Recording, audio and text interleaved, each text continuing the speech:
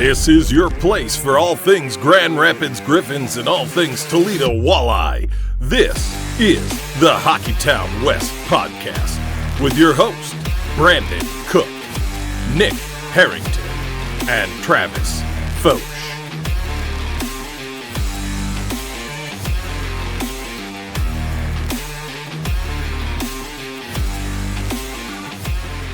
Well, season's over, boys. Do we keep the show going or what?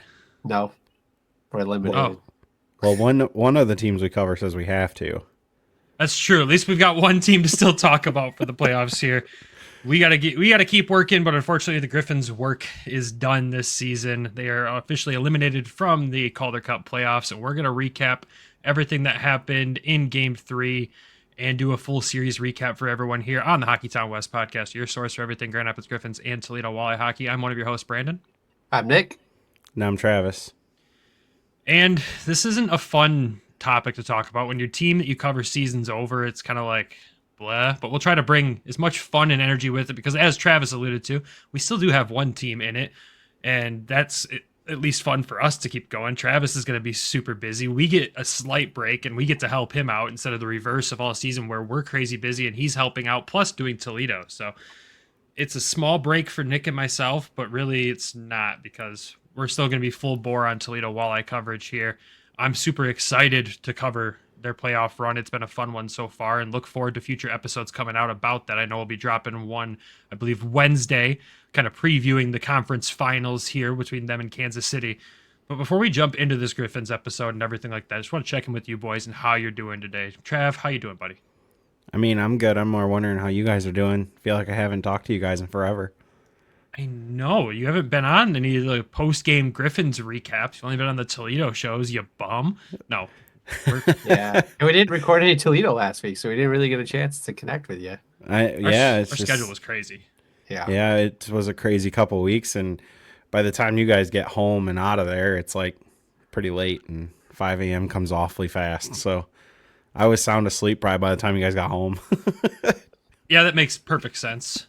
But it's all good. I'm glad you're doing well. Nick, man, how are you doing? I'm good. Yeah. The way of the loss was hard, right? Once you woke up the next morning. Oh yeah. Let's not talk about that. But yeah. Yeah, that's good. Personal's getting better. So we're on our way. So good stuff, man. Good stuff. You? How are you, Brandon? It's important to check in with the host. First time on this show that either of you have ever asked how I'm doing when I ask you guys how you're doing. That is not a lie. Go back, fact check it. I've been waiting for that moment. That's how I knew. As soon as you said it, my eyes went, oh, it happened. You've called me out before on it, so that's why I know. Well, I asked how you guys are doing. That's he close did. enough. So it's close. It happened twice in one show, so that's probably it for a year. We'll see. I'm doing good, boys. I'm good. I'm ready to get into the off season.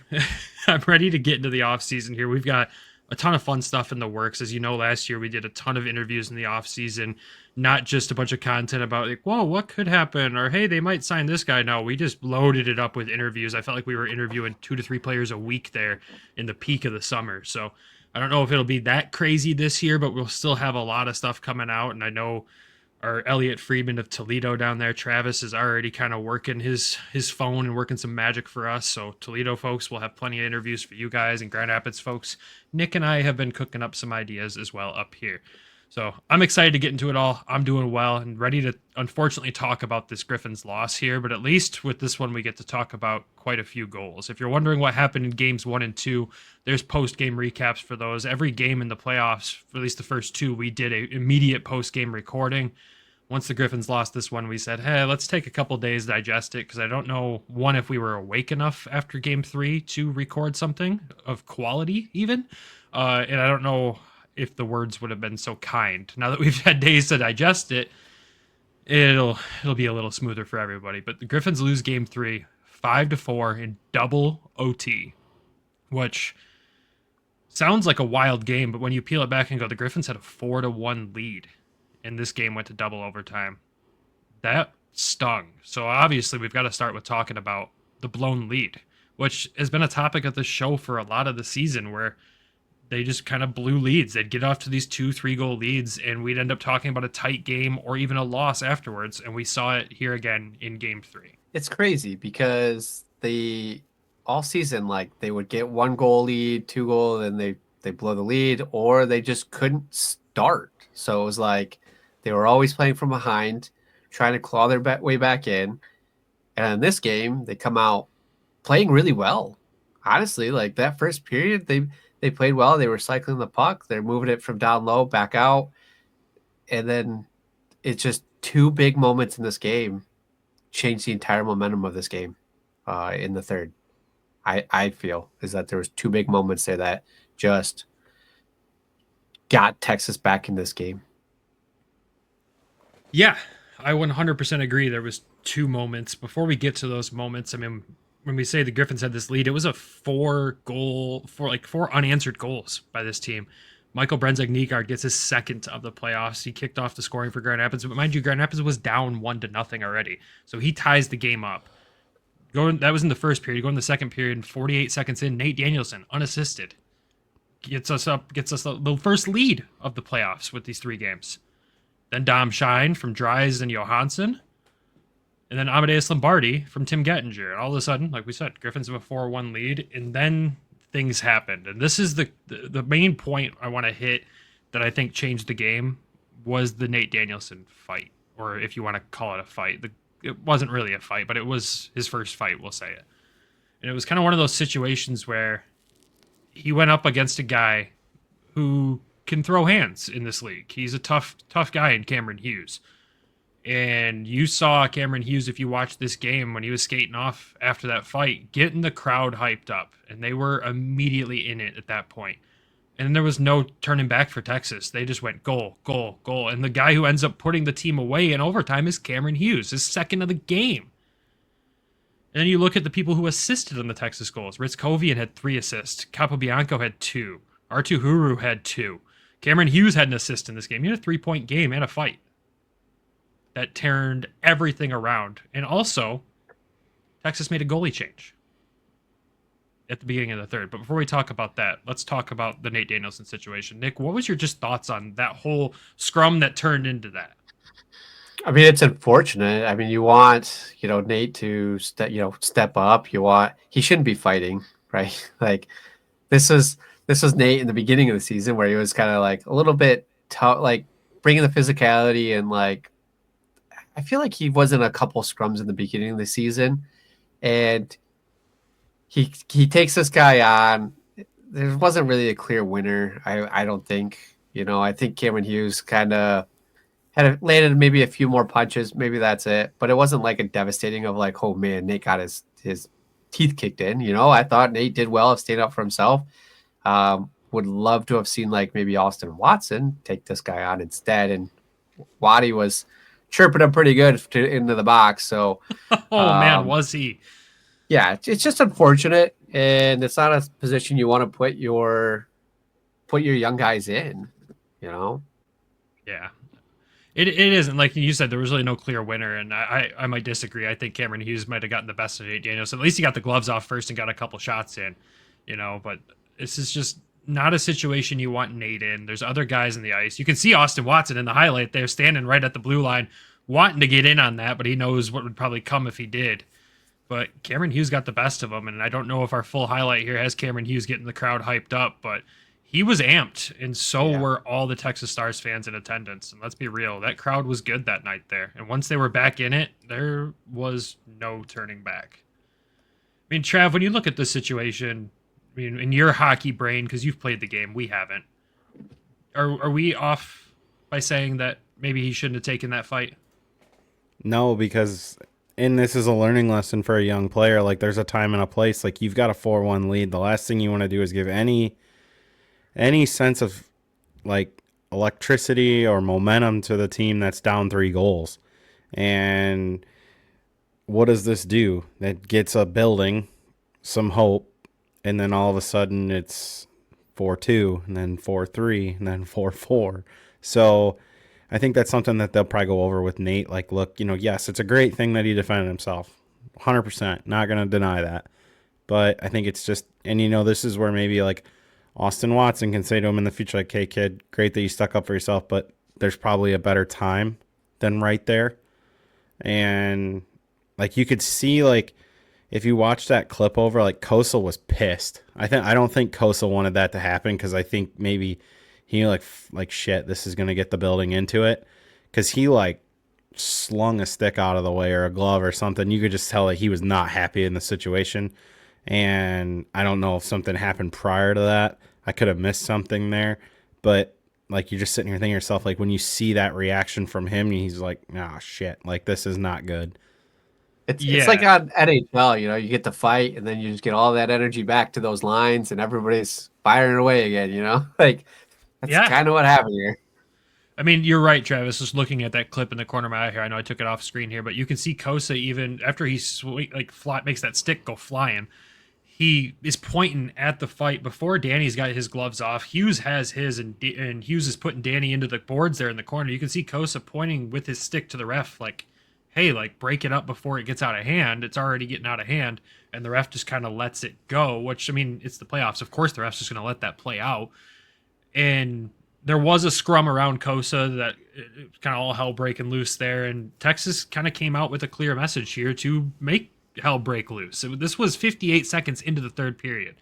They went from Remy Poirier to Magnus Hellberg in net to start the third.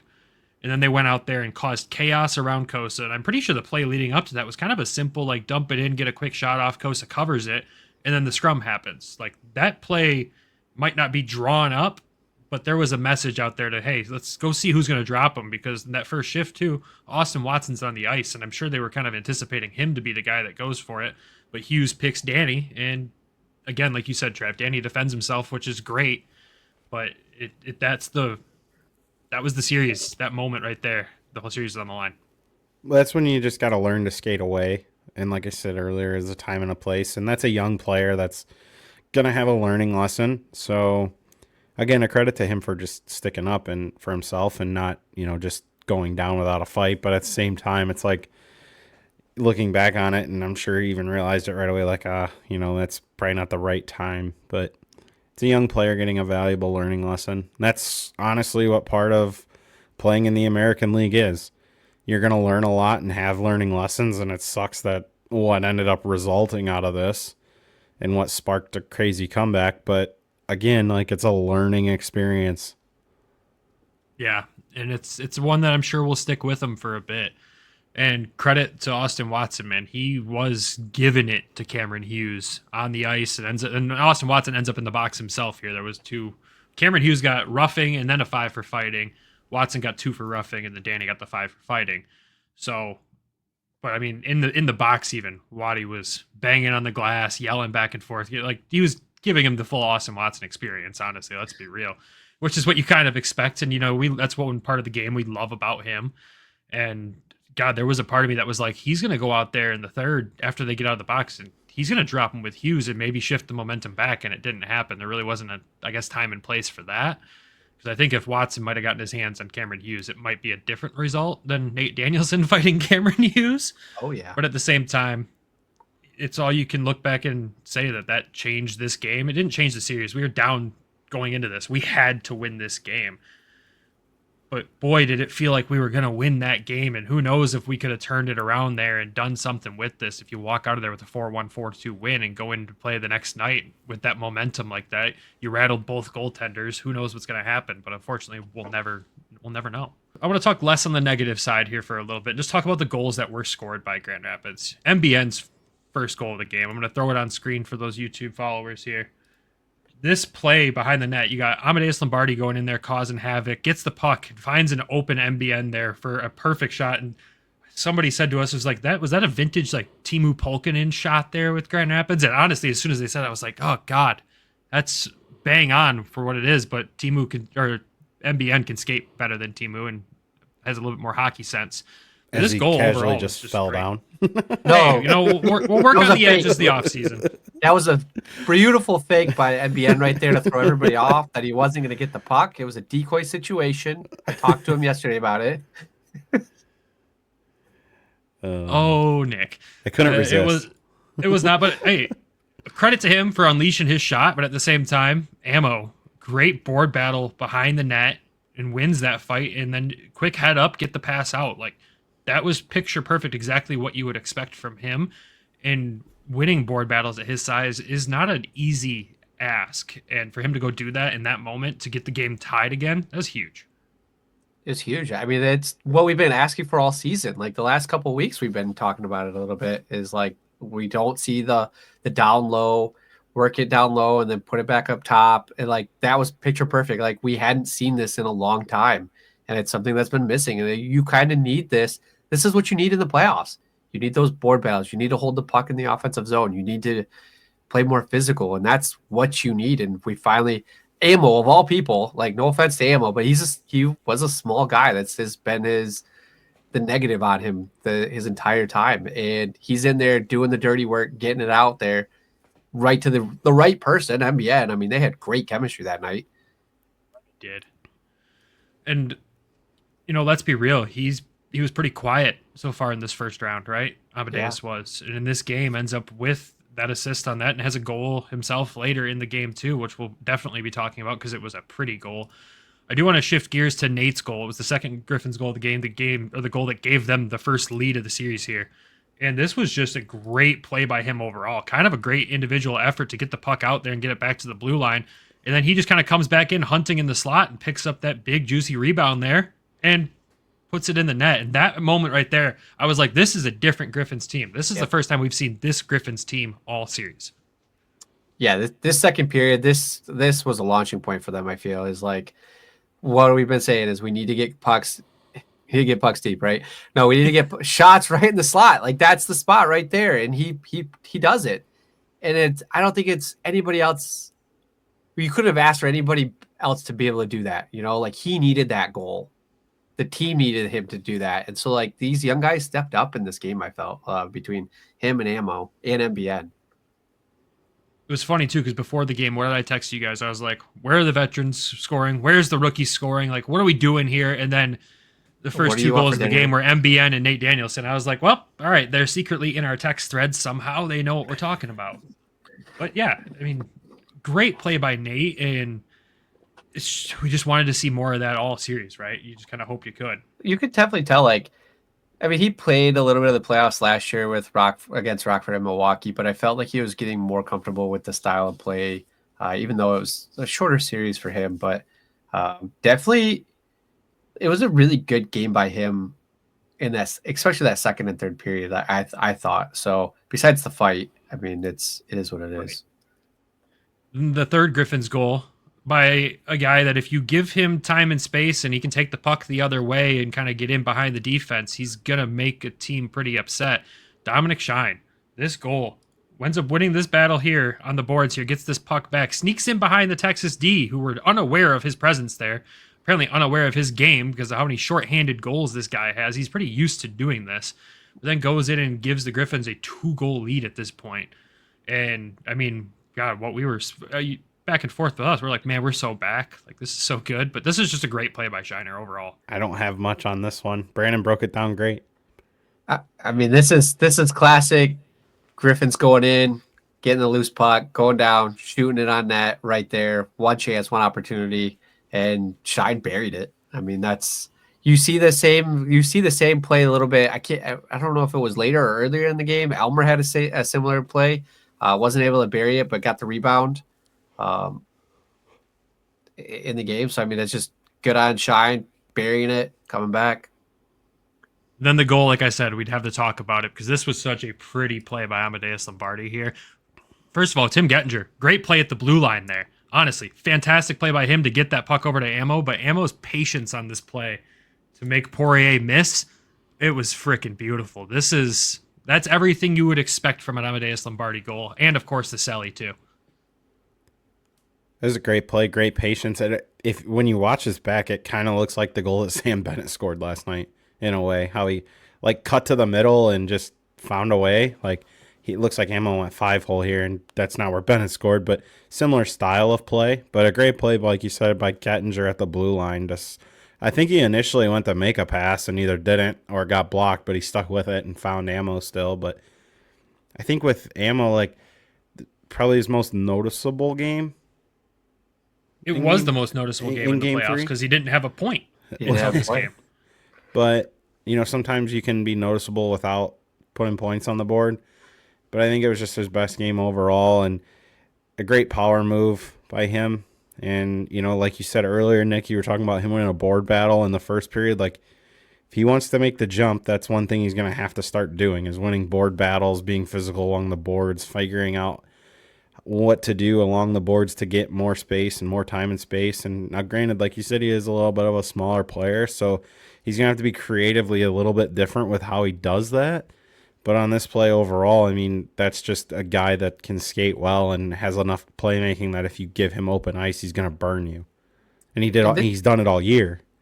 Yeah, this game, like, he really needed to do something. He needed to show up because he was quiet. He was one of the big guys that they relied on for offense. And then for him to go quiet, it was kind of concerning until this game. And I think a little bit of it was just getting chemistry with NBN, getting chemistry with ASP.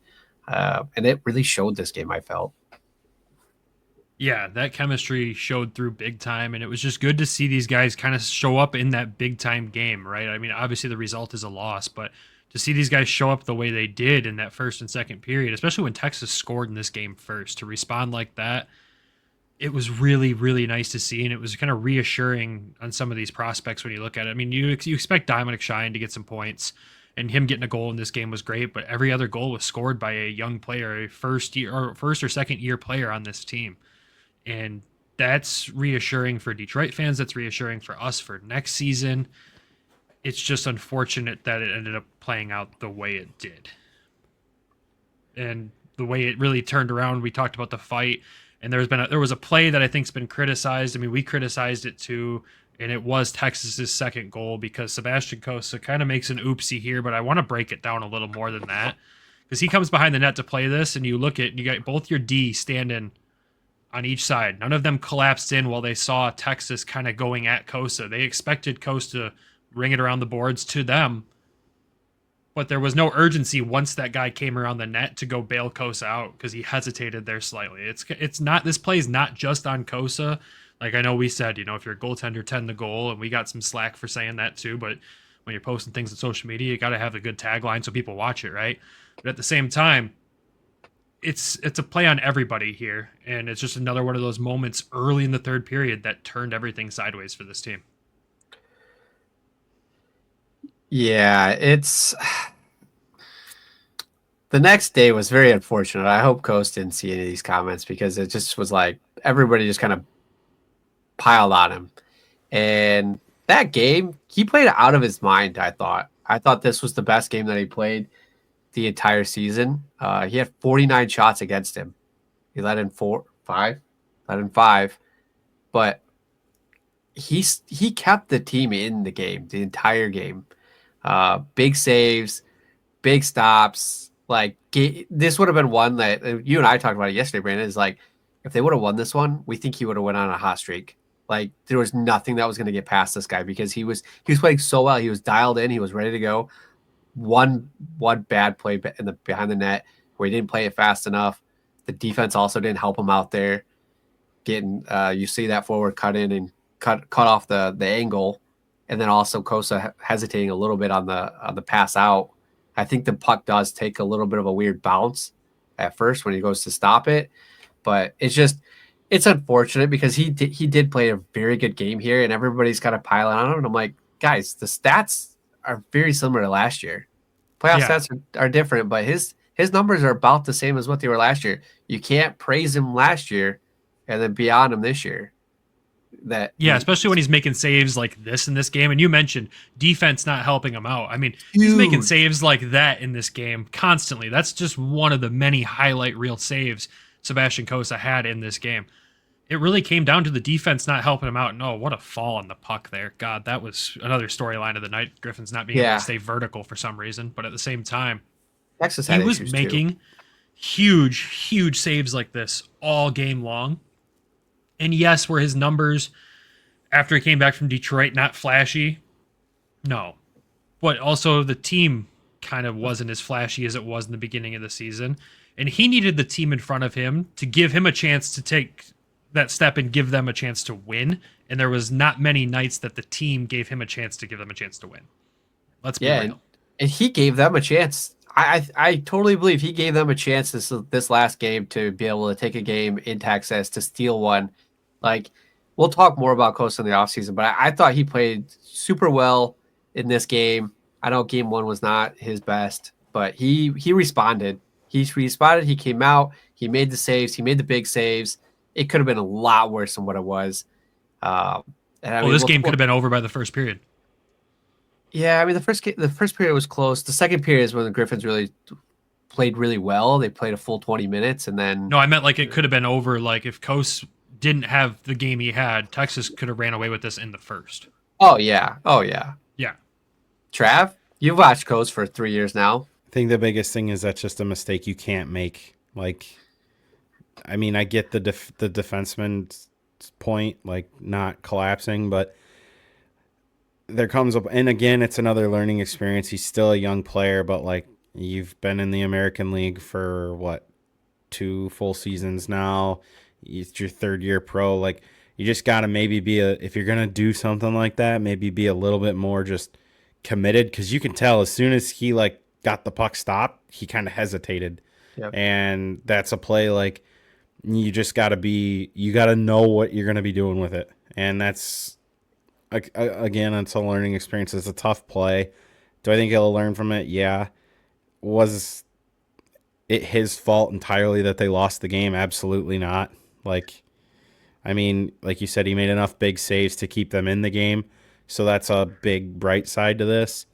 But like, it's, kind of goes back to what Yzerman said in his press conference. Like, does he have him penned in to be in the NHL next year? Probably not. Like, and this is a play that shows, okay, there's still a learning curve here that he's going through, and he's still developing. He's still trying to get better. And some of it too is on the Griffins to just play better in front of him.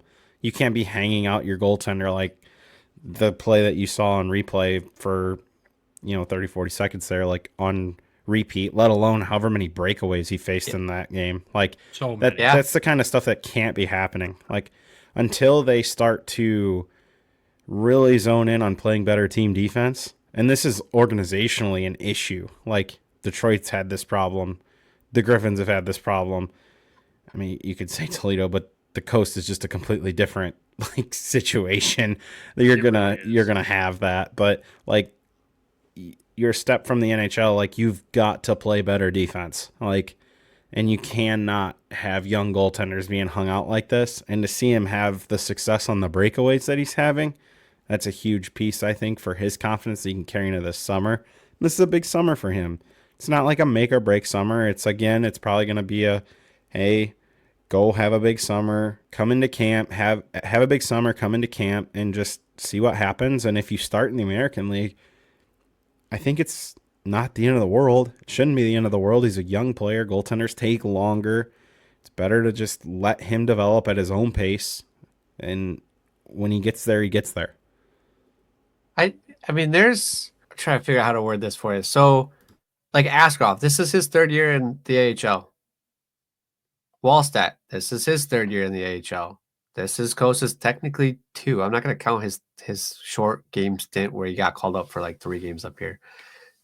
All their numbers are very well, besides Wallstedt's. Cossa's outperformed Wallstedt, and he's right there on edge with Askarov. The numbers are almost identical. So it's okay that he's here for another year to get development, and then if there's an injury, he's the first call up. Like, that's a perfect situation for him. Also, I was just checking the stats. This defense was younger this year, right? There was a point of concern for me in the beginning of the season. They let in 1 less goal this year than last year. Isn't that crazy? 203. Crazy how it works? 203 this year. I just want to double check. 202 last year. So 1 more goal they let in. That's and nuts. They made it just as far as they did last year. Because remember, we played the play-in round last year. Yeah. And then went on to this round that we lost in. So overall, the team produced pretty much the exact same results with a significantly younger team. A team riddled with injuries this season. it wasn't a bad year. And I can't wait to do our like full season recap episode of it because it was a fun year to talk about. It's just a sour note to end it on, getting swept. But at the same time, it was a fun season. But we're going to put a bow on this series here. Before we do that, we're going to hit a quick ad break, put a bow on this, and then give you a quick Calder Cup playoff update from around the league and wrap this show up. This NHL season has been as predictable as a puck rolling on its edge. No one knows where it's going, but that just means there's time for your favorite team to figure things out. And games left for you to get in the action at DraftKings Sportsbook, an official sports betting partner of the NHL. It's super easy for first-timers to get started. Try betting on something simple like picking a team to win. Go to the DraftKings Sportsbook app, select your team, and place your first bet. And if you're new to DraftKings, listen up. New customers bet $5 to get $150 in bonus bets instantly. Download the DraftKings Sportsbook app now and use code THPN. That's code THPN for new customers to get $150 in bonus bets instantly when you bet just $5. Only on DraftKings. The crown is yours. Gambling problem? Call 1-800-GAMBLER. In New York, call 877-8-HOPE-NY or text HOPE-NY 467-369. In Connecticut, help is available for problem gambling. Call 888-789-7777 or visit ccpg.org. Please play responsibly. On behalf of Boot Hill Casino and Resort in Kansas, 21 and over. Age and eligibility varies by jurisdiction. Void in Ontario. Bonus bets expire 168 hours after issuance. For additional terms and responsible gaming resources, see dkng.co/ice. And we're back. So to put a final bow on this series, obviously it was disappointing, right? You don't want to see your team get swept. Nobody does. Especially losing a 4-1 lead in overtime, double overtime on my longest day of the year. Yeah, it was a late night especially being a late start to being in Texas. But at the same time, man, like... At least we weren't the players. They had a longer day. Yeah, from what we've heard, the flight back was kind of a nightmare. But at the same time, man, like it sucks, but we knew going into the series that this was going to be a tough test. And we all confidently said if they can come out of this series winners, they could go do damage. Apparently, this was not the year for that, but this was easily the toughest test they've faced in the first few games of a playoff, probably in a long, long time. And I think the question I want to pose to both of you guys, because we were beating the table all the end of the season to avoid that play-in round. Should we have played in that play-in round? Would they have been more game ready for this round if we had started there and then had to go into this? Or is that just, it's hockey and it's the way it goes? Because again, winning playoff series is already hard enough. Winning a championship is one of the hardest things to do in sports. So settling for the play-in round is loser thinking. So I don't like that. I mean, you gotta play what you got, right? I mean, we couldn't have played our way down to that loser play-in round. like Travis said, we couldn't, because we thought about this. We talked about this off air, and it was like, should we have just lost and then got to that play-in round and played maybe hopefully Chicago, like bumped Rockford out? I don't know. I think the scheduling was tough, but they both had to deal with it. The ice was bad in Texas. They both had to deal with it. I mean, I don't know. Did we match up better with Rockford? Maybe, but then we still would have had to play Texas afterwards, right? Well, if we would have come out of that, we would have played Milwaukee. Yeah, it's still, and they just reverse swept Rockford. So it's like, I don't know, because maybe Rockford just ran out of juice at the end there too, because they had to play a hard fought series against Chicago. So it's, and they were kind of playing to get in, their seeding. It wasn't Rockford just a question that we were talking about back and forth. I've seen that question asked a few different times through the social media channels, and I just kind of wanted to bring it up for that reason. But again, it sucks, but let's be real. It was fun either way. The game results might not have been fun, but it was fun. It's always fun getting to watch your team in a playoff, and winning a playoff series is a very hard thing to do, and you're not going to win them all. There's no chance. So we had to take our own advice and enjoy it while we had it. Can I bring up one thing that kind of hasn't been hit on yet? Is this series as well is something. A lot of talk online, on Twitter, on Discord, that this was a great Griffins team, their whole regular season. This was going to be our year. And I'm like, I don't know what you guys have been watching because this team has been they're great hot start to the season from October to maybe mid-December. and then things really changed, right? From there on out, it was just kind of 500 hockey. I mean, if you've been listening to us throughout, we've kind of said that, we brought this up. But the one thing that carried over from the regular season, even adding ASP, MBN, Emmett Finney, and getting these guys from Detroit back, is this power play still went 1 for 8. This penalty kill, 3 for 8. Or 5 for it. Yeah. I think they scored 3 times out of the 8 chances Texas did. We got to, this power play was the difference. This season, we've complained about it. This playoffs, we've complained about it now. Like, it had to be fixed because that was a momentum. You get a goal there, here, there, that could potentially change the series. And I think it's something that we've kind of lost on the last 2 games that we recapped after, is just the power play. It's still not there. It's not. They cannot go into next season with the same play and plan. Like, something's gotta be addressed there, and I hope it is. And I know we'll dive more into the regular season power play and just the whole season power play in our full season recap. But at the same time, you're spot on. That could have been a game changer through this playoff series. Do I think it would have made as big of a difference? I don't know. You know, hindsight's 2020, right? But at the same time, it's got to get better than what it was. This was painful to watch most nights. Texas scored 3 power play goals in that series. Yeah, you were spot on with your stats there. So, yeah, unfortunate. Any other final thoughts in the series before we update the folks on the Calder Cup playoffs? I just got one thing. What was one thing that I said before this series? You cannot let their big guns beat you, and their big guns beat them.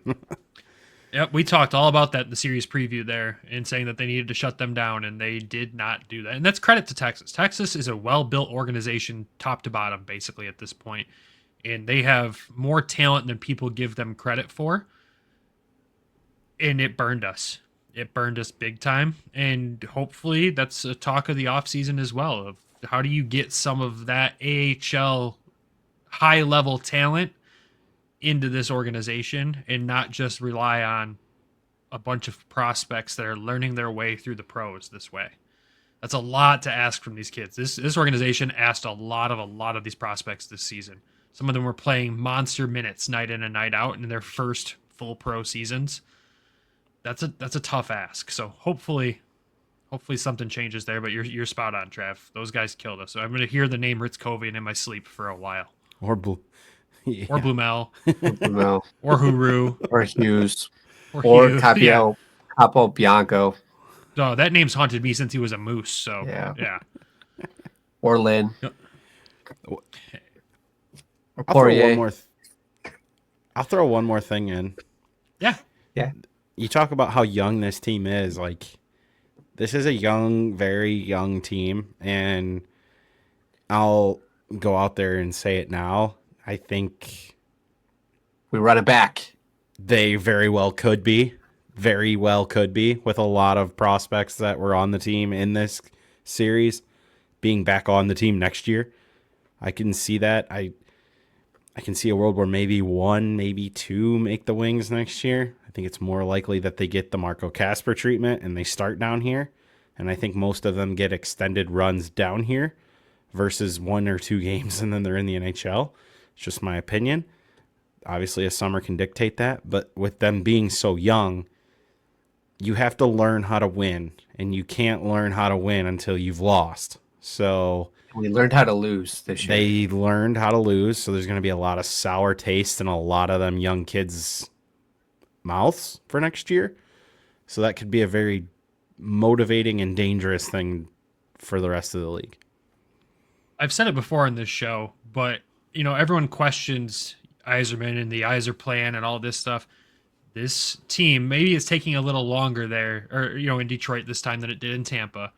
But this Griffins team continues to look like Syracuse did when they started to become a wagon and were in the playoffs every year, making deep runs. They were a young team learning their way. Their first few playoff runs ended just like this. And then, they end up in the finals, unfortunately losing to the Grand Rapids Griffins for their sake, but fortunate for us. They lost in the finals to Grand Rapids twice within, 3-4 years. The build is there. And you can see it on paper when you compare the two organizations from back then to now. and they're building it the exact same way. And you just got to have patience and enjoy the ride while you have it. Because like I told Nick recently, what's this show look like when we're not loaded with 13 prospects and we're talking about guys with the like going up to Detroit at some point in time? This isn't going to be forever. So we've got to enjoy it while we can, because it's a lot of fun. Look at the players that we're covering and look at the futures that they potentially have. This is a ton of fun for us. I've enjoyed every second of it. I had a fantastic season, but at the same time, Nick, you and I got to do the media side of things up here. Travis, we know you got to do it down there too, but getting to experience that, like, we owe a huge thank you to the Griffins for even allowing us that opportunity. And two, just a thank you to everyone who's followed and listened, because without you guys, we wouldn't have that opportunity. It's fun. We're so excited for next season. We were already talking with them about next season when we saw them on Sunday. And the last thing I'll say to pour salt in the wound to this whole thing, hearing that Carter Mazur was cleared to play on Saturday, really stung. Oh, that really stung. That sucked so bad. You could tell he was not. He was like, yep, and there, that was the season. Dang it. Yep. Because that was actually way earlier than what they expected, because they said Calder Cup finals if we made it that far. And he was cleared to the second round. So, and who knows how much of a difference he would have made, with the lineup and the shuffling and chemistry and all that. But yeah, that was just so unfortunate for him. But it was good being able to talk with him and his mindset and where he's going and for what he's ready for the off season, kind of where he's at. So I'm excited for that. Yeah, it was a fun ride. So now let's pivot gears and talk about the Calder Cup playoffs. The rest of them that's going on still, because obviously with the Griffins out, we're still going to update folks on the AHL and what's happening. We'll still be watching, because some of these matchups are actually going to be really good hockey. And you'll notice a common trend among the AHL is that all the divisional finals are all the 1 and 2 seeds from that division.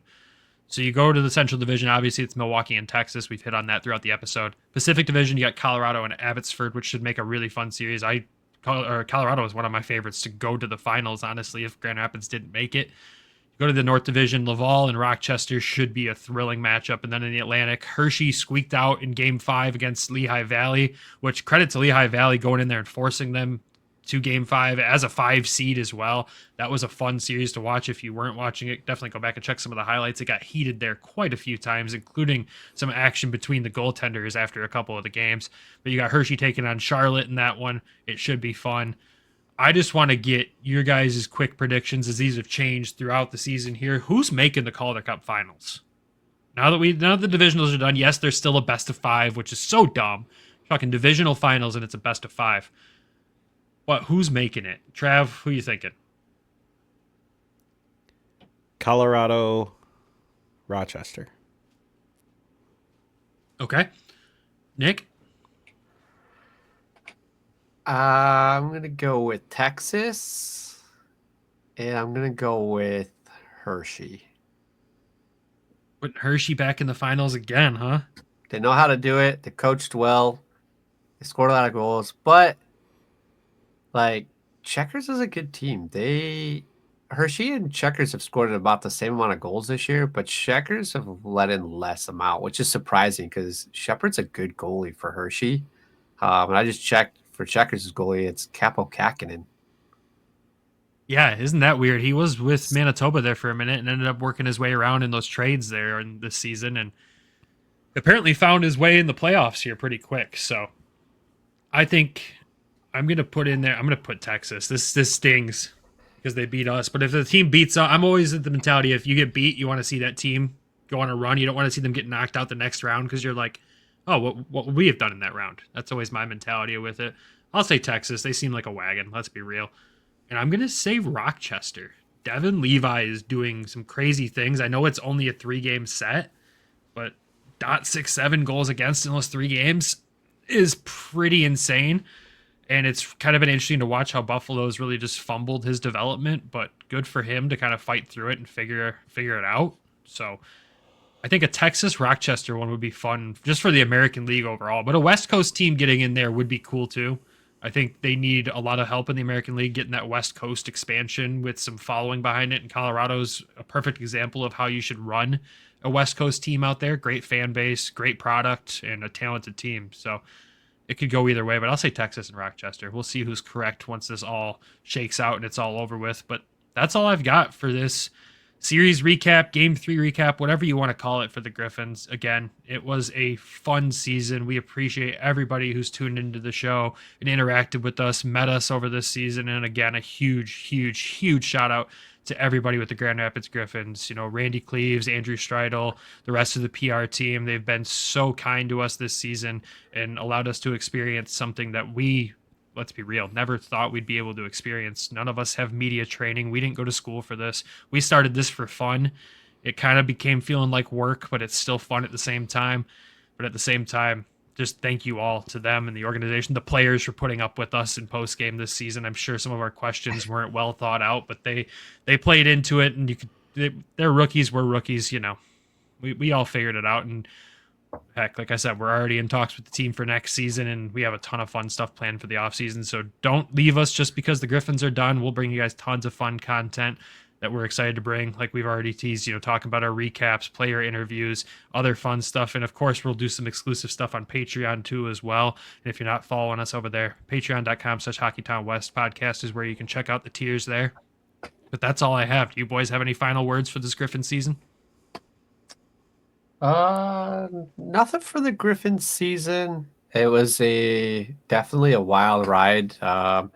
We didn't know we were going to be media credentialed till about 2 weeks before the season. So throwing that curveball at us like right away was fun. It was interesting. It felt like a long season because of how late we were at the games compared to, going as a fan and coming home as a fan. So a lot of adjustment on our end and a lot of things that we learned, and grateful for, Andrew and Randy and admin, right, to put up with us, because they had to sit next to us for some games, and Bob and Larry as well, and Coach. We gotta thank Coach enough too for taking our crazy questions and our not very well prepared questions sometimes, and giving us an interesting answer, an answer we could talk about on the way to our cars. So again, thank you, like Brandon had said, and I'm excited for next season. I am hoping we have good vibes throughout the whole season, and it's definitely a different look when you're watching it from up there. You're covering it in a different way, and it gives you a different insight. And so it was good to be able to share that with you guys, and we're thankful for everybody who did follow us throughout the season with this, because like I said, we're not media trained. We never thought we'd be in the locker room shaking hands with the boys and talking hockey and asking questions. So it's definitely unimaginable for what had happened this season. So thank everybody on that end, and then I'll let Travis go, and then I got one last piece to put in. He's got nothing to add. You went to a Griffins game. You were in media. I got to do it once, and it was a lot of fun. So thank you to them for. That was kind of short notice when I got to come up. So I'll say thank you for that, and really just thank you for everything that you let mainly Nick and Brandon do all year. The little bit I got to experience was fun, and hopefully next year I can make it up a little bit more, depending on weather. It gets a little difficult for me to come up with my job, but it was a lot of fun. The one night I got to come up there, and me and Brandon had a crazy night that night. I think there was like 12 goals that night. So that was a wild but that's kind of, my little thank you to the Griffins. Yeah. Like we've said it a million times, just thank you. And we don't take it for granted. Honestly, we don't take this experience for granted. And just, again, thank you to everyone. So we'll wrap this up there. And of course, before we end the episode, we got to thank the sponsors of the show too. So thank you to DraftKings and Everything Hockey Clothing Company. Make sure when you're betting with DraftKings, use code THPN. And when you're shopping at everythinghockey.com, you use code WEST. Saves a few bucks off your order, but also supports the show and allows us to do more things for you guys. And of course, without our Patreon subscribers, the show would not be possible. And that list of people so far is... We got Randy, Alan, Derek, Elaine, Griffin, John, Lori, Michael, Regan, Tyler, and Claire. Thank you all for the love and support. And as I said earlier, if you want to join them, head over to patreon.com/Hockeytown West podcast. Check out the tiers we offer there. And we'll have plenty of bonus stuff coming throughout the off season as well. Nick, you have one more piece you want to add? Yes. So playoff hockey is not over in West Michigan. So if you are aware of Muskegon Lumberjacks out in Muskegon. It's only, a 45-minute drive out. They are playing in the Clark Cup Finals, and it's a best of 5.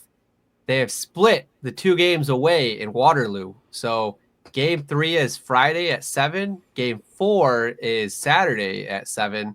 And we're going to be headed to, I'm going to be heading to game 4 on Saturday. Hopefully the boys, the Lumberjacks, can secure the win, get the trophy that night. I'm excited for this. I've got a TikTok. I might actually use it and try to live stream throughout that game. Who knows? There could be some crazy stuff on that end. But go out, support the boys. There's good talent from the USHL. And tickets were only like $17. So why not? If you're not doing anything, go out, support the boys, see a trophy maybe. And if not, then we got to go close it out on the road on, I think it's like Monday or something like that. So that's my final piece. Go support the Jacks. It's a fun. It's a fun arena too. And it is. It's a cool spot. Rad Dads is so good. Try to get a sponsorship. That's right. That's a good final piece. The only part that scares me is the thought of you using TikTok. I'm glad it's your personal, not the podcast one, which we have started to post more over there again. So if you're not following us there, make sure you do over there, because I think the app's sticking around. Who knows? It's kind of the reason why we stopped using it, because no one really knew what was going on with it, and we post enough on Twitter, 10 different social media pages. If it was going to disappear, I was done putting effort into it. So there we go. But that is a good point to wrap up. Everybody, have a fantastic week. We'll talk to you again soon. Stay tuned for Toledo Walleye episodes, because as we said, they're not done, and we'll be talking about them all the way through as well. So make sure, if you're not going to Muskegon to cheer on the Lumberjacks, you're at least cheering on the Walleye for what they're hopefully about to do here in this special playoff run. Thank you all again for this season. It was a lot of fun. And as always, go Griffins, go Walleye. Love you. Bye.